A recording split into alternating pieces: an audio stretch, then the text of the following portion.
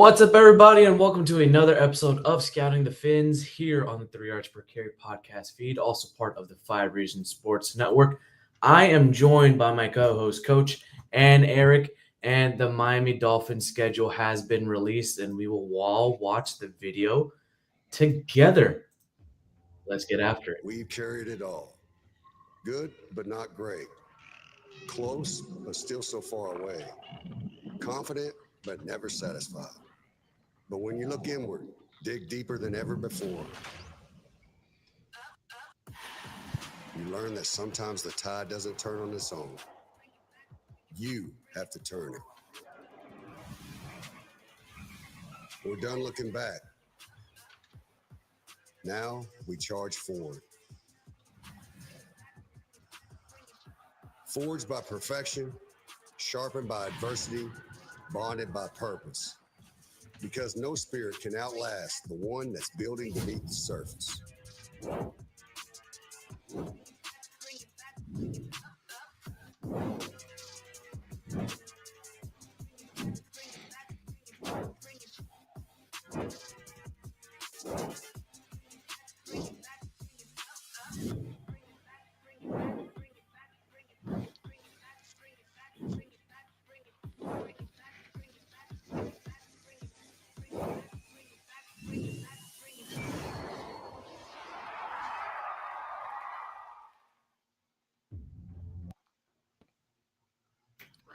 All right, well, that was definitely better than last year's video. I will say that. Yes. Sure, narrated by Zach Thomas. It was really good in the beginning, and then just all of a sudden it just kind of, I was like, all right, well, are we gonna get through all 17 here? Right? Yeah, like that was just Felt like I was driving on a highway and just seeing a bunch of road signs pass by. that was that could have been so much better. The beginning was great. Great. It was. Towards the teams, I mean, they were basically swimming through Madrid, but they couldn't swim to the other places or locations. Taking a look at the stadiums, the different teams that they were going to. They just flashed the logos on. They could have done so much better. They could have done. Yeah, I mean, if the schedule hadn't been leaked throughout the day, like you would have no idea who they were playing. Like, I mean, it went by so quick that you couldn't really read. Yeah, you'd have to pause the video every 2 seconds. Yeah, and that wasn't. I want to see what the Chargers do.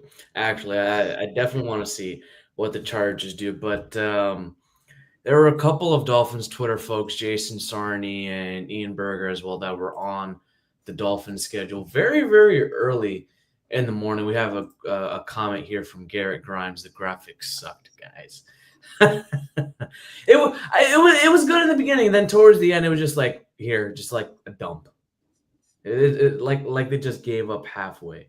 Kind of like the Dolphins. You could. There's an argument that there's a metaphor there with how strongly the video started off and then tailed out at the end. Exactly. Was there a concussion in there?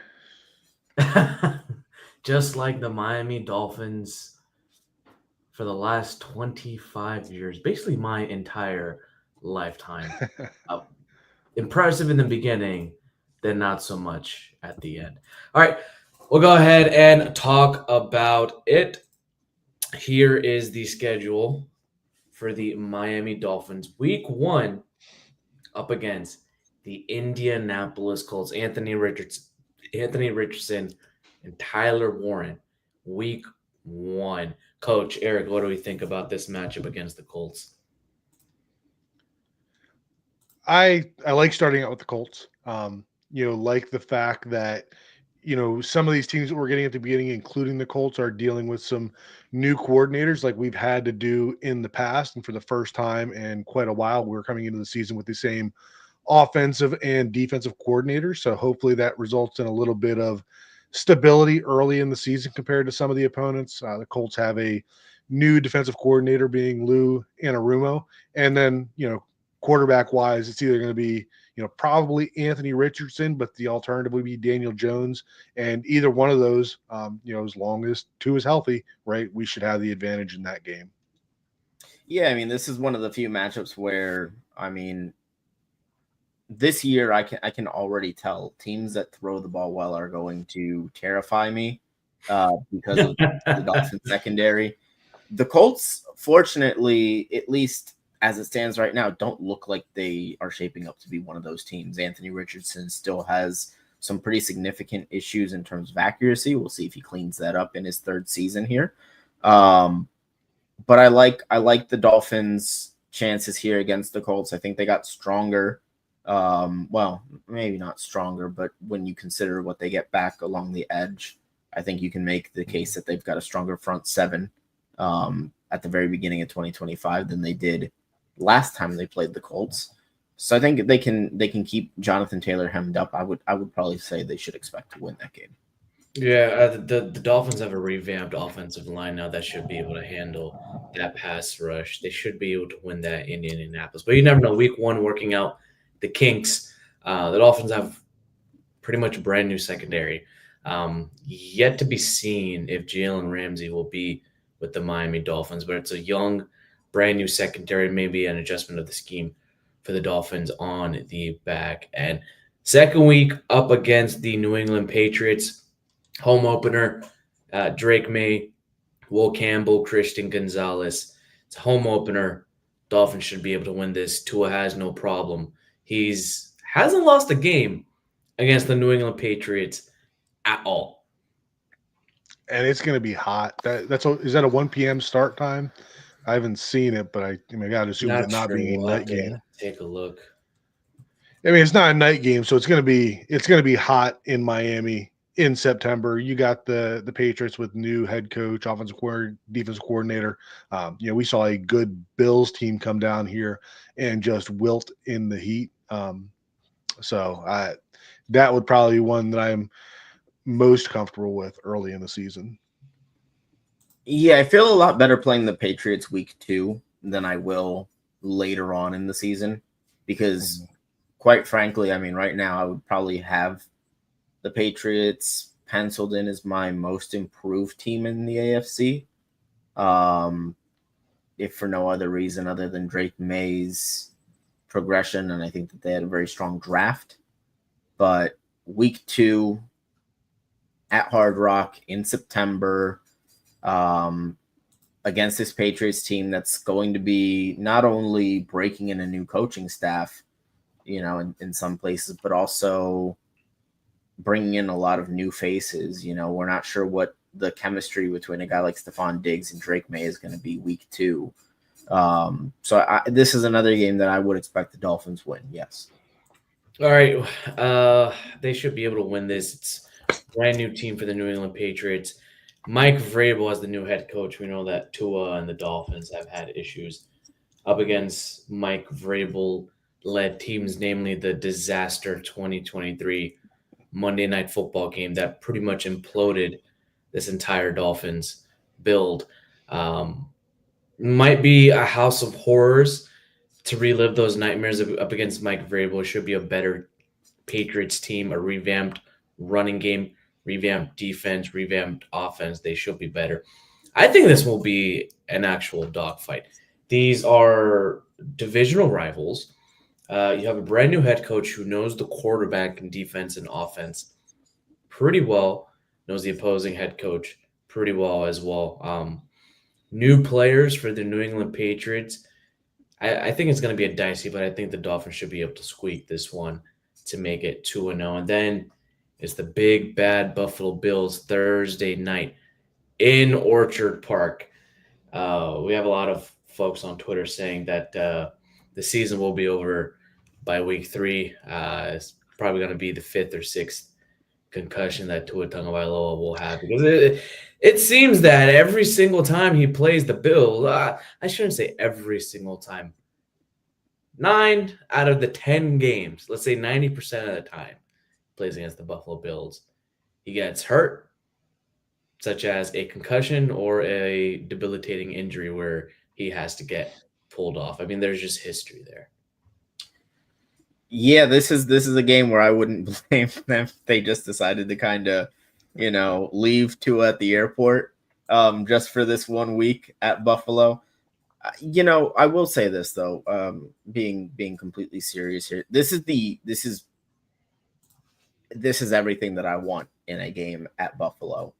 You've got a shortened week, and you're on the road in September. So number one, the short turnaround is it's tough on both teams. But the other thing there is, listen, for this Dolphins team, if they're going to play well, or if they're going to be taken seriously, this is kind of a scheduled loss. And you can look at it and you can say, well, yeah, this is a scheduled loss, and you kind of have that built-in excuse here for when you do inevitably get beat in Buffalo, and it probably won't look pretty. But you get over that, you get that out of the way early on in the season, and I think that's probably for the best. Yeah, and I think that, I mean, I kind of said the same thing about the early season matchup with the Bills last year. There's not a whole lot that the Dolphins can gain in this game. If they were to come in 1-1 and then get curb stomped, right, that's going to put a damper on a lot of the season, right? But even if you come in at 2-0 and you lose to the Bills, right, it's not season ending by any means. And on the flip side, if you come in 2-0 and you beat the Bills and you go to 3-0, right, you're not going to change anybody's mind with that. Everybody's going to say, well, let's see what happens when they play the Bills again. Obviously, it would be nice to get over that hump and beat them, but I don't know that week 3 of 2025 is going to change a whole lot of opinions on where the Dolphins are this season. I do have this chalked up as an L, and I will until the Dolphins prove otherwise. Yep, I think we all know what's probably going to happen in that Buffalo game. They're going to get off to a hot start, 7-0, and then absolutely get curb stomped in the second, third. You're in fourth quarter. Short week could be like Took it a to a potential for injuries. I mean, it's took a 60-plus yard field goal to lose in Buffalo last year. It did. But that was where Tua was back, rallying around the team. The offense was humming really, really well. They had experience in there. They saw, what the previous Bills game was like. They worked on it. And I think it was they were coming off a bye week as well, before going against Buffalo. So I think they had a lot of preparation. I'll tell you what, that's this game week 3 in Buffalo is where, for my money, if you're looking to see where the difference is in terms of the offenses as far as the run game goes, and maybe seeing a little bit of a guy like Ollie Gordon make an impact, I think this is your first real opportunity at that. Yeah, change it up. Maybe get that smash mouth power football going on with your new running back, new offensive line, mixing Jalen right in. Who knows what this Dolphins defense will look like 3 seasons in? It could look like the 2019 Dolphins secondary with Cam Smith, Storm Duck, and Kader Kohu there. Maybe Jason Marshall Jr. gets a crack at it. BJ Adams somehow becomes the best player in the Dolphins secondary. No Ethan Bonner love? I totally forgot the Dolphins had Ethan Bonner. I'm not going to lie. I don't think he makes it in camp, to be honest. Yeah. Even though he might be the fastest DB, I don't think he makes it. Maybe as a practice squad guy. I just don't see anything unless somehow Josh Allen is out of this game. Something happens. I see this as a Dolphins L.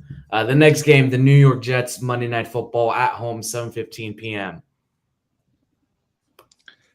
Yeah, I mean, you got, kind of a mini bye coming off of that. That's the nice part of having that Thursday night football game at the Bills, that you come home and you have, what is that, like 10 days off before you play on Monday Night Football, another team that has an entire new coaching staff, and probably still the least talented team in the division. Would be nice, even if you went and laid an egg against the Bills on Thursday Night Football. At least you get to come back in another primetime game where everybody gets to see you again and get an opportunity to bounce back and take some of that bad taste out of your mouth. This is an opportunity for the Dolphins to kind of have that get right spot against the Jets at home. Um, they're still going to be breaking in Justin Fields. We don't know what that's going to look like for the Jets. Obviously, they have a very formidable run game with Brees Hall and Justin Fields and Braylon Allen. But again, I think that this is a Dolphins team that's going to be really good against the run next season. And so I think they're going to be able to keep that hemmed up, keep the Jets behind the sticks, and I have them winning. Following week in Carolina. Now, Carolina has a revamped wide receiver core. They have Robert Hunt on the offensive lineman. Bryce Young improved from year 1 to year 2. Carolina's defense is a little bit better as well. 1 p.m. game on Fox. The Dolphins should be able to take care of business. But could this be a trap game, gentlemen? Yeah, I mean, I still have this as a win for the Dolphins, but the Panthers, the Panthers would worry me more than the Jets, the Patriots, or the Colts in terms of other teams that I have, W's on the schedule here. It's a team that is up and coming. Lot of young talent here that if they continue to develop, I could see this team being strong here in a few years. But I don't think they're there yet. And especially looking at the quarterback matchup, right? In the NFL, a lot of it comes down to quarterbacks head to head, right? I know we don't want to say quarterbacks are a win. Quarterback wins are not a quarterback stat, is what I'm trying to say. But it is still a big factor. And when I look at the head to head matchup of Tua versus Bryce Young, I like the Dolphins' chances in that game. Yeah, I feel like there's kind of been an overcorrection with the way people talk about Bryce Young. I think people were unnecessarily hard on him in his first year. But then I think because of that, everybody kind of acknowledged it. And then, maybe was a little too effusive in their praise of him in year 2. Yes, he did take a decent sized step year 1 to year 2, but he was so bad year 1. He still has not shown to be anything more than an average quarterback at this point. I don't really know if he's probably somewhere in that 20th to 25th best quarterback right now. I don't think Carolina's going to be where they need to be yet. So I would be really disappointed if they didn't come away with a win in this one. I think they should win, 7 to 10 points. Easy. All right, so it looks like 2 primetime games within 4 weeks for the Dolphins. Week 5 looks like we all have a win up against the Carolina Panthers in Carolina. And then Jim Harbaugh comes with Justin Herbert as the Dolphins face the Los Angeles Chargers Sunday, October 12th at 1 p.m. I think this will be a very interesting game for narratives between Tua and Justin Herbert. Jim Harbaugh, the Michigan man, who we heard that the Dolphins and Stephen Ross had tried to covet. They hired Mike McDaniel instead. Kenneth Grant played for Jim Harbaugh at Michigan as well when they won the national championship. It's going to be a little bit of a homecoming for a couple of people as well who play for the Chargers here. I think this is going to be a very interesting game. You have a smash mouth football team from the West Coast who isn't flashy anymore, who has a good quarterback that can throw all across, but has had some late concerns in the clutch, throwing debilitating interceptions or fumbles or doing something stupid when it matters. Albeit you can say the same thing for Tua. So these guys' arc is a little bit similar. Yeah, I mean, these two teams for me are similar in terms of talent level, in my opinion. If this were to come down to a Tua versus Herbert shootout, then I like the Dolphins' chances with Tua over the Chargers and Herbert. But I don't think that's going to be the kind of game this is. The Chargers are going to come in with a very good run game. They have a strong offensive line. They've added some smash mouth running backs in Hampton and Harris. So this is going to be a real test as to whether or not the narratives have changed around the Dolphins and how physical they can play. I do have this as a loss on the schedule for the Dolphins because we haven't seen them be able to consistently step up to those physical challenges. But I don't think it's a lock to be a loss because, one, they have done a lot of things to change that narrative in terms of the type of players they have added, but that is also a tough trip for the Chargers to make from the West Coast out to Miami. We've seen that work both ways in terms of the team that's traveling, not having a ton of success. So I do have it as an L, but I would not be surprised if things go in our favor. Yeah, I think this one is a true kind of toss-up.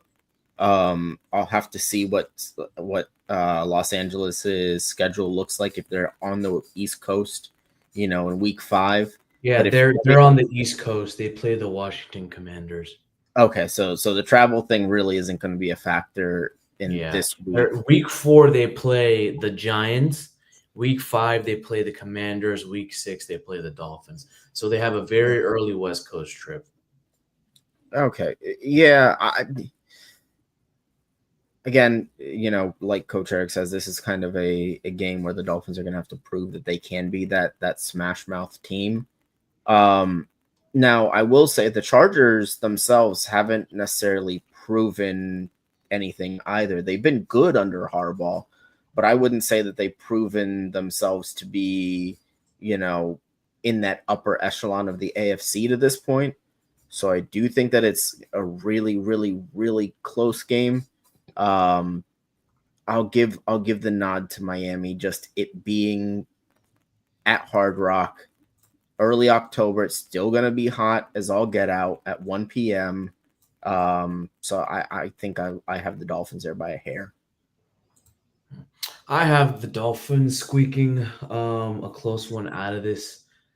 This game is really going to be an indictment on the Dolphins' defensive and offensive line. The Chargers are bullies in the trenches. The Dolphins are trying to be bullies in the trenches. They're trying to get the offensive line, solidify the defensive line. Right now is a rotation. They're in training camp to see what these defensive tackle pickups are going to be. These draftees, late signees, UDFA signees, and if Bradley Chubb and Jalen Phillips can stay healthy, and if Chop Robinson can have an improvement from year 1 to year 2. Week 7 in Cleveland, 1 p.m. game. Do we think the quarterback is going to be Joe Flacco or Dylan Gabriel or Shadur Sanders? I think it's going to be an interesting game to watch to see who they face up against. I mean, interesting to see who, I guess, but I don't think that makes a bit of difference in the outcome of the game. That Browns roster is not talented enough to support a quarterback, right? This isn't the Eagles roster that you can, just drop a Joe Flacco in there and just be a caretaker. And I don't think that any of the quarterbacks that they have are going to be guys that are capable of carrying the team. Weather's not going to be a factor in October, right? So we're not talking about cold weather games here. This is one that I feel like the Dolphins should win comfortably. Yeah, I hear all of that, and as far as the quarterback matchup goes, just shake the magic 8-ball and see what it tells you, because it could be any of those 3 guys by week 7. I hear all of that, but then I also see they still have Myles Garrett along the edge. I think Quinshon Judkins is going to be a really good running back year 1. I don't think they're gonna miss much, going from Chubb to Judkins. So I think that this is kind of a trap game potential for the Dolphins, because I think Cleveland is just good enough at the things that are annoying to play against. They could still muster good passers. They could still run the football. But I do think that the quarterback issues are probably too much for them to overcome. The Dolphins win. You never know. They could have a rotation of quarterbacks where you actually don't know who may be starting week to week. I mean, it could be so ambiguous that maybe for a couple of drives you have Flacco, for a couple of drives you have Shadur. Like, there's a possibility that they may have to plan for that, but I think they'll have an answer by week 6, week 7, and then the Browns would be coming off a game up against divisional rivals in the Pittsburgh Steelers, I believe. Let me take a look. Yeah, they'll be getting off of Pittsburgh in Acrisure Stadium. I think that'll be a tough, very tough divisional game for them as well. Don't sleep on the Browns defense. That defensive scheme, especially with Jim Schwartz, is very, very hard to play against. And his cover 2 and cover 4 scheme has given a lot of Shanahan style teams issues in the past before. So if the Dolphins offense can't really get much going, this might be a grinded out game where if the Dolphins can run the ball really well, if they can be efficient and manage those third downs, third and shorts well, they can win this game. I have a W in this column up against the Cleveland Browns. Then week 8, you have the Atlanta Falcons. The Dolphins don't have a bye week until week 12, I believe, after they leave Madrid. So this is going to be a very long stretch of the season where if injuries do happen, you might have to wait till the bye week if something is very damaging to certain players and core players. Yeah, I mean that the late bye week is tough in that sense, right? But you do kind of have that mini bye early in the season between weeks 3 and 4, so that helps a little bit there. Um, but I do think that I would rather have that late season bye. Um, looking at Atlanta, a lot of the things that you guys are saying about the Browns is kind of how I feel about Atlanta in terms of, I don't feel that they're a team that is going to make a ton of noise as far as playoffs or anything this year, but I do think that they have just enough talent and, just enough guys that, could go off for a game here or there and make it very uncomfortable. This is one that I do still have as a W for the Dolphins, but this would be another one that, not a game that I am going to sit here on May 14th and, go to the casino and put it in as a win for the Dolphins. Yeah, it's tough, right? Because I think the Falcons of last season were such a tough evaluation because of the fact that, I think we kind of learned by the end of the season they were actively hurting themselves in starting Kirk Cousins for as long as they did last year. They would have won the NFC South, I think, at least, had they made the decision to just swallow hard and start Penix the entire season. Now, granted, don't know if he was ready week 1 or not, but regardless, I think that this is a Falcons team that has enough talent to give you problems. It's going to be on the road. I would say this one, I probably lean loss for the Dolphins just because of everything that Atlanta has from an offensive firepower perspective. And I think Penix will show himself to be their future quarterback for the next 5-10 years here. Watching this Falcons offense in the off season has made me want to do things to Zach Robinson that I should not say because he makes it very hard on defenders to figure out what the heck is going out on in terms of route concepts, how close or loose the stacks and bunches are, and it can confuse a lot of the young guys in our secondary. And they have really big bodies. They have a really good route runner in Ray McLeod as the wide receiver 3 as a slot receiver. I think this will be a tough game for Miami on the defensive side of the ball. Penix had a little bit of growth later on in the season. They're still starting to find their groove with him. Zach Robinson is still trying to figure out what to do with Kyle Pitts. And this Falcons defense, this pass rush is revamped. It's new, and they're young. Young defenders on the defensive line have more athleticism and they're faster. And it's going to be interesting to see how Patrick Paul and Austin Jackson hold up, and Jonas Avenaya hold up against this new Falcons front. If they are able to hold up, I think this is a decent, easy enough win for the Dolphins, especially on offense. Now, the Dolphins' defense is going to be something worth seeing to see if they can stop Penix in the run game and hold London McLeod and Kyle Pitts to minimal yardage. All right. Then you have a big one, week 9, Thursday night football in Miami, short week up against the Baltimore Ravens. So, do you know who the Ravens have before this? I mean, it's obviously a short week. The Dolphins are at Atlanta, but I don't think that's a a huge issue because Atlanta's not very far. They should be home, comfortably that Sunday and kind of back into their routine. But still a short week going from. It looks like they play the Rams in Baltimore, and then they have a bye week. Okay, so they have a yeah. bye So I mean, what was the bye? What did you say about the bye week? They have a bye week before this Dolphins game. Oh, so they get a nice long break before that Thursday night game. That's great. Yep.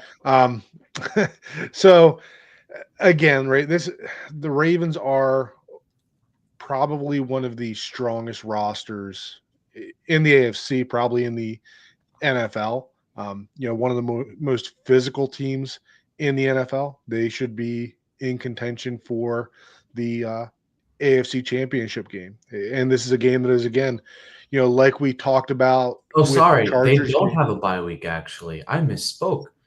They play the Bears at home. Okay. So, I mean, not a bye, but no advantage for us. I was kind of hoping they were, I don't know, somewhere on the West Coast before, which obviously, NFL is not going to make them do that. But very physical team, very talented team. They've had the same systems in place. Like, this is a physical challenge the same way that the Chargers will be, but ratcheting it up a notch, right? This is, even if you come out of the Chargers and you're more physical than the Chargers are, it's going to be, well, how are you going to do against the Ravens? And if you do struggle against the Chargers, and that's really going to be bad against the Ravens. But another team here that I am not going to even hope for a win until they show more earlier in the season, right? This is probably the game of the ones that we've talked about so far that I would, chalk up that I'm most confident in the Dolphins not winning. And I absolutely hope they prove me wrong in that. So I think this is a game where the Dolphins could be more competitive than anticipated. If you look at the last few years against Baltimore, when they've really been embarrassed, it's been in Baltimore on the road. And the other thing that I think is interesting, to keep in mind here is the last time they beat Baltimore was Thursday night at Hard Rock. And I think that they're actually, funny enough, I think they're going to be playing, if the changes are as reported on the defensive side of the football, I think they're going to be playing a more similar scheme to what they played against Lamar Jackson that night. Granted, he came out the following season and shredded it, but I think that this is a game where they'll be more competitive, but ultimately lose. Yeah, I have this as a loss too, especially if they're coming out of the Atlanta game with injuries. If things aren't going their way, the locker room could be lost if, they don't have at least a winning streak, if the defense can't hold their own, if the offensive line is not what we expected it to be. This will be just one of these games where it's like this is just an L. And then you have Big Brother Buffalo coming home again. You get a nice little break, and then it's, dang, see another AFC powerhouse. And it's kind of like a playoff type of feel, too. Like if the Dolphins are able to scourge a winning record, whether it's 9-7 and they sneak in as a 7 seed, or a 10-7 season and they sneak in as a 7-6 seed, this gives you a little bit of a taste like, okay, we have to play these top guys in the playoffs. Like this will be a good developmental opportunity for the young guys, but they're going to be playing these guys at home instead of playing them at their own at either the Ravens Stadium or the Bills Stadium. Yeah, and like we said about earlier, I'm not going to put a W on the schedule versus the Bills until they do it. And when whether the Dolphins come out with a win against the Ravens or they don't, um, that's going to be a really physical game. Or even if you come out and beat the Ravens, you are going to come out of that game with some bumps and bruises, and then to turn around and have the Bills coming down to Miami, that's going to be a tall task to be able to turn around, like I said, win or loss versus the Ravens. That game against the Bills following that is going to be tough to get back up for and be ready to go, unless the Bills have unless they're playing the Chiefs the week before and have a similarly as challenging matchup there. I think that the Bills are probably going to come into that one a little more fresh than what the Dolphins are, and we know that the Bills still have the talent and the quarterback playmaking advantage there. So not real optimistic about that one. Yeah, I think the one thing that you can say though, consider with the two games back to back, is there really isn't much better of a game to prepare to play a team like Buffalo with than seeing a team like Baltimore the week before. They'll also have the added bonus of the long layoff going from Thursday night to Sunday. Again, this is one where I think that they can probably compete in this game, but again, kind of like you guys, until I see them beat the Bills, I can't give them a win there. Yeah, then the following week they travel to Madrid, playing at the iconic Santiago Bernabeu Stadium, where Real Madrid plays up against Jaden Daniels, Dan Quinn, and the Washington Commanders. I think this is going to be a really fun game to watch. Yeah, I agree. Should be a lot of fun seeing them play against the Commanders. Always want to call them the Redskins, of course, still. But in terms of win loss, this is a team that made it to the NFC Championship game last year. I mean, it was a kind of a Cinderella run for them that nobody expected, but they did things to get better coming into this year as well. So I expect them to be a really good team. You're playing on a neutral field. If Miami were to go over there and come back with a win, it wouldn't really surprise me. But we have the narrative of the Dolphins can't beat good teams. So if we're making a record prediction, right, not going to hand that to the Dolphins until they show that they can do it. And I have that one as an L as well. Yeah, I'm gonna be a little bit more negative. I would be shocked if the Dolphins win this game, but then again, I have very very high praise for Jaden Daniels. They added Deebo Samuel in the offseason to add to what they already have in the wide receiver room with Terry McLaurin, and then I like their running backs. And the other thing with Washington is obviously their secondary got better. They added Marshawn Lattimore at the deadline last year. They're just at least right now, they've got the better quarterback, and I'm not sure they don't. I think they probably have a better coach too. And if those two factors are both going against you, I don't like your chances. I'll say this. If the Dolphins cannot figure out how to stop Lamar Jackson and Josh Allen in the previous two games, make them throw the ball and hold the ball a little bit longer. And if they can't make them dance in the pocket, get pressure onto them, then Jaden Daniels is pretty much going to do the same exact thing. Very similar type of build as Lamar Jackson. He's a little bit more controlled than Josh Allen was earlier in his career. And I think he'll make the Dolphins pay with his legs, especially if the coverage is sound and they can't get home. I see this as a loss, in my opinion. We just don't know what this Dolphins defense looks like right now. You know, I don't know if anyone else has been keeping tabs of where we have them through 11 games, but I just want to say it is it just feels so. At least according to my count, they were 6-2 after 8 games, and then we've got them losing 3 in a row, which Yep. sounds about right. Yeah. So pretty much sounds about right there. Okay. Then they have a bye week, and then they get the New Orleans Saints. Derek Carr retired. Could be Jake Hayner. Could be Tyler Shaw. Could be Spencer Rattler. Like, we don't know who their quarterback is going to be. This should be a win for the Dolphins. Coming off a bye week, they have enough time to prepare. Whoever's injured should be able to get back on their feet up against the New Orleans Saints, who are going through a bit of a rebuild still.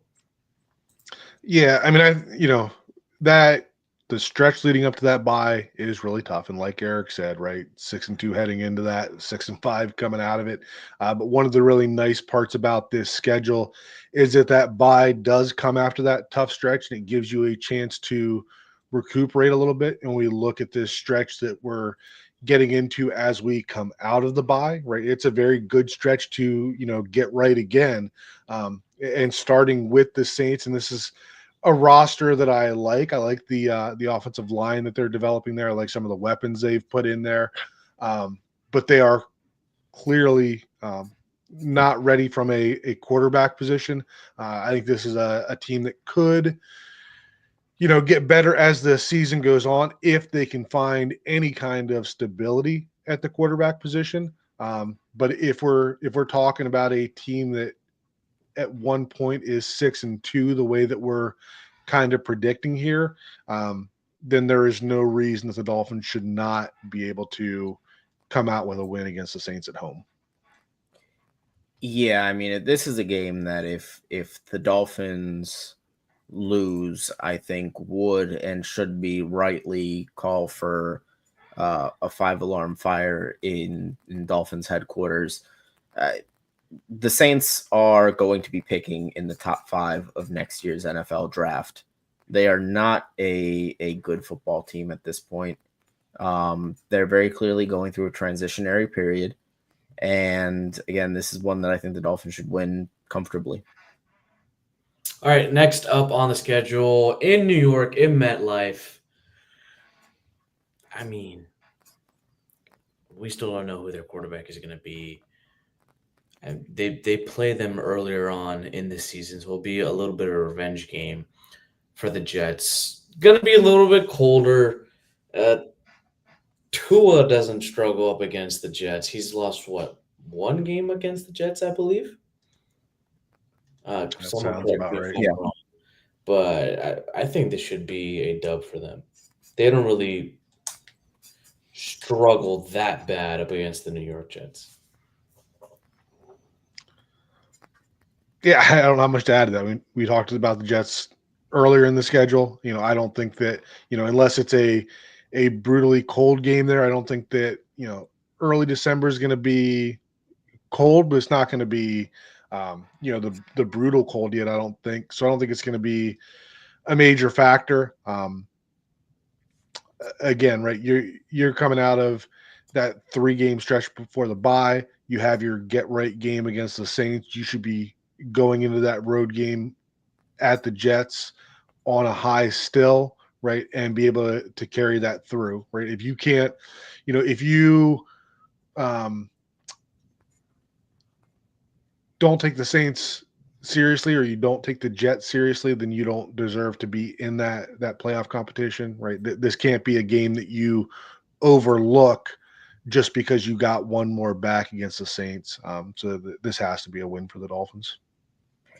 Yeah, I mean, if they're going to be competitive this season, they've got to sweep one of the other teams in the AFC. And I don't think it. I know it's not going to be the Bills, and I'm pretty sure it's not going to be the Patriots. You've got to take both against the Jets if you're going to be competitive, and I think that they will take both against the Jets this year. Yeah, then right after that, they fly and take a trip to Pittsburgh on Monday Night Football in December. I think that's going to be a very cold game. The Steelers are very decent in prime time. They always play great football with Mike Tomlin. At this point in the season, if the Dolphins are doing well, they are going to be tested in a brutal AFC North game in the cold, in the night, playoff type of atmosphere. And it's going to be an indictment. Are they tough? Are they built for it? But if they're losing and they've only won 5-6 games at this point, if they're still in the hunt and the AFC is still weak like it was last year, it's still going to be an important game. Yeah, I agree.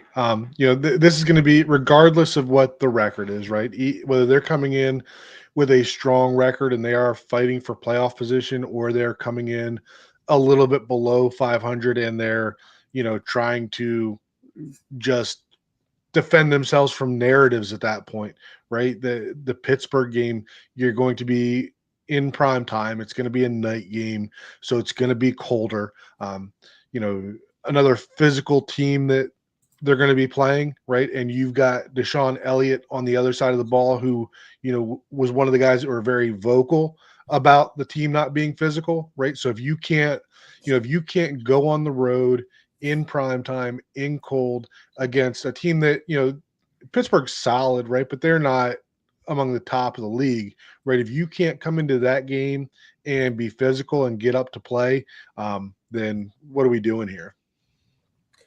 Yeah, the one thing that I will say about a Mike Tomlin led team, and one of the reasons why I think it's so intimidating to go up to Pittsburgh late in the season, is they very rarely beat themselves. And this is a Dolphins team that over the course of the last 20 to 25 years have made a habit of doing so in big spots like this. One thing that I do want to kind of build off your point there about how the team's going to be feeling if they're maybe not winning or what have you. I don't think it's really about the record with the Dolphins at this point, because I don't think if they're 10-3 coming into this game, I don't think they're going to be taken seriously still. It's about how you perform against those quality teams at this point. And I think the players in the locker room understand that at this point too. I think even they're kind of beyond feeling good about wins and losses. But on the road, Monday Night Football in Pittsburgh, I'm giving them a loss still. Yeah, and then right after they come back home against Cincinnati before Christmas in a Sunday night football game. Tua, Burrow, Jalen Waddle, Jamar Chase, maybe Trey Hendrickson if his contract situation gets settled. Bengals offensive line still kind of sucks. If they still can't get it figured out and Joe Burrow is still getting pressure, God forbid he gets hurt again, kind of in the same boat with Tua. If you think about a lot of these quarterbacks in this draft class, besides Jalen Hurts and Jordan Love, teams are pretty much a little bit similar. The Dolphins have home field advantage in the night, maybe a little bit humid, not super cold. Depending on what happens with Cincinnati this season, let's see who Cincinnati is going to be playing before that game. Eric, go ahead. Yeah, so looking at this here against Cincinnati, this is gonna be a shootout, number one. because I still think Cincinnati is not very good defensively. They still have issues with their offensive line. But then again, I also look at this is the game where I think you're in a run of this week and next week, and we'll talk about that, of games where the secondary is going to be stress tested more than it has all year, with Joe Burrow, with Jamar Chase, with T. Higgins, and some of the weapons they have, even Mike Gesicki, who had a really solid season in Cincinnati last year. Again, prime time, Cincinnati is a pretty good team. This is one that I'll say, if they've changed, they should win. But I'm still skeptical. I can't do it. I can't give them the win here. Yeah, before they play the Dolphins, the 3 teams they played before this is in Baltimore, in Buffalo, and then Baltimore at home before they travel to Miami for a Sunday night football game. That is a tough stretch for the Bengals. Yeah. Oh my goodness.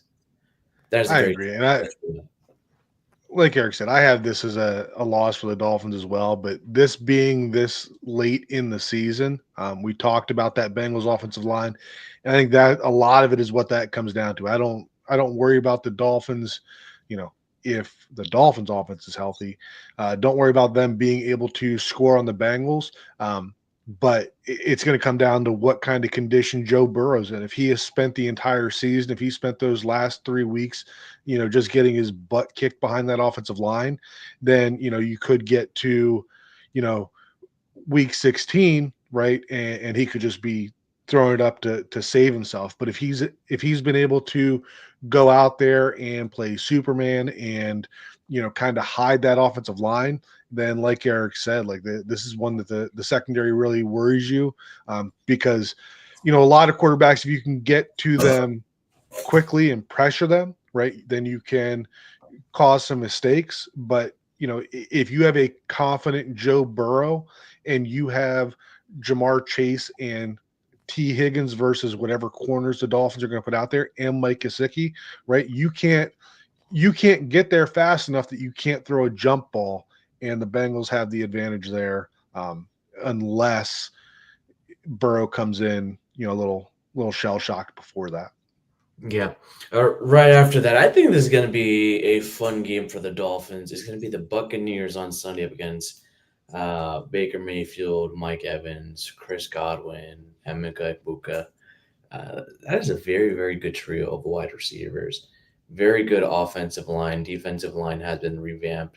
Their secondary will be revamped as well. I mean, at this point, if both of these teams are still in playoff contention, these players are going to be fighting for it. They're going to be putting it all on the line.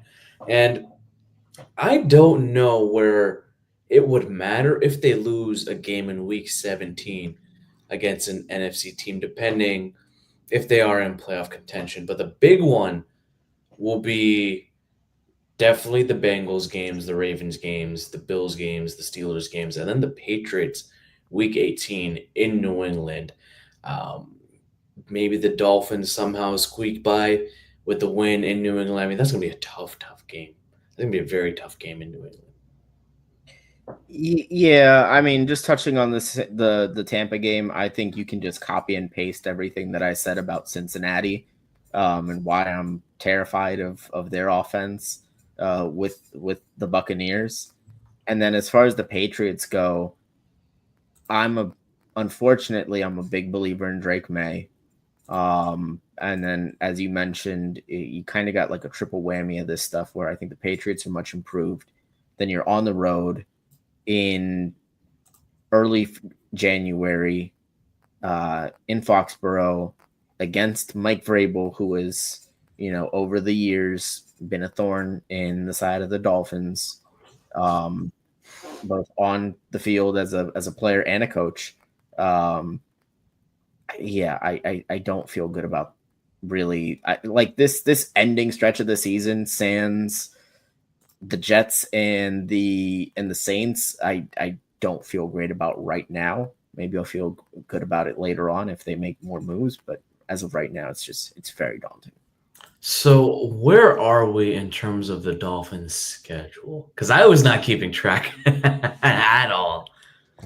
I mean, I have the Bucks as a loss also. Oh, I have the Patriots as a win in Week 18. I am not as high on Drake May as what Eric is, but it's not. I'm certainly not making that a gimme game.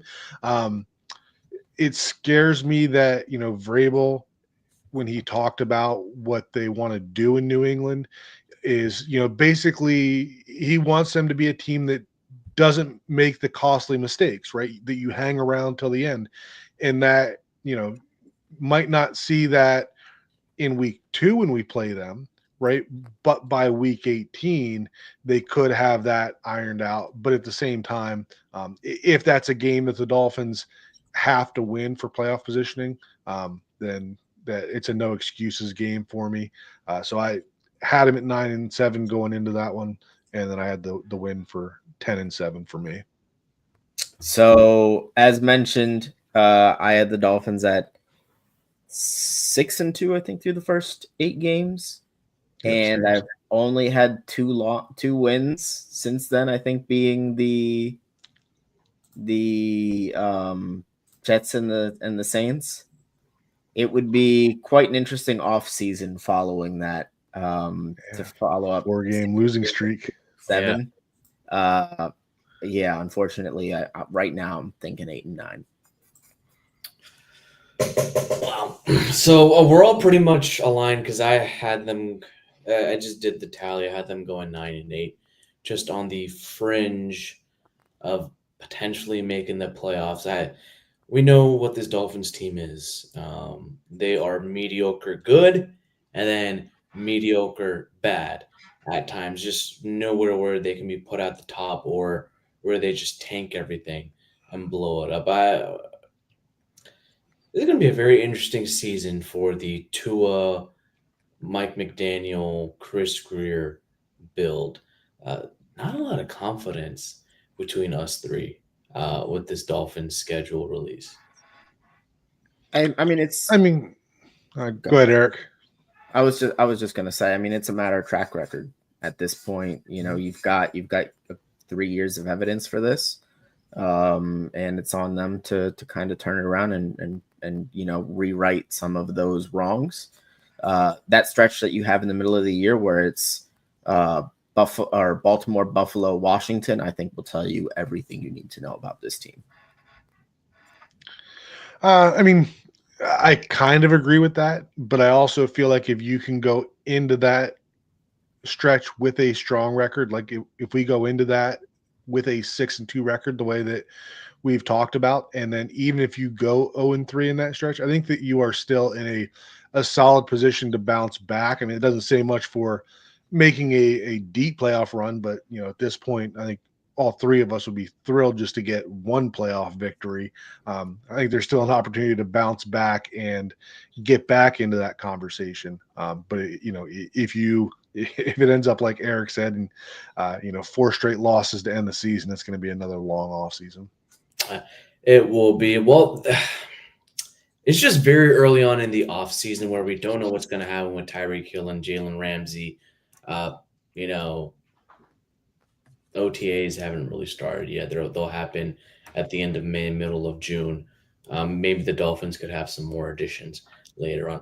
But stick with us here on Scouting the Fins, part of the 3 Yards Per Carry podcast, also part of 5 Reasons Sports Network. My co-host, Coach, and Eric, thank you guys so much. As always, go Fins, baby.